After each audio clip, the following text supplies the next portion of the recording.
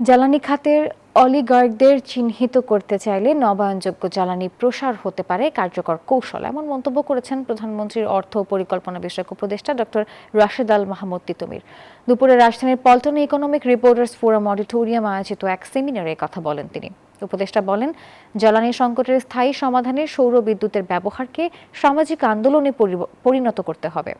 এ সময় গবেষকরা জানান, একসময় ৬৫ লাখ সোলার হোম সিস্টেমের দেশ ছিল বাংলাদেশ। তবে জাতীয় গ্রিডের সম্প্রসারণ ও অপরিকল্পিত কর্মসূচির কারণে গত ৫ বছরে প্রায় ৪৭% সোলার সিস্টেম অকার্যকর হয়ে গেছে। তারা বলেন, নীতিগত অসহযোগিতা, অর্থায়নের সংকট এবং স্টোরেজ সুবিধার অভাব নবায়নযোগ্য জ্বালানি সম্প্রসারণে বড় বাধা। অলিগার্কির যে ব্যবস্থা, এই ব্যবস্থা ভেঙে ফেলা অন্যতম উদাহরণ তৈরি করবে যদি নবায়নযোগ্য জ্বালানি ব্যবস্থা হয়।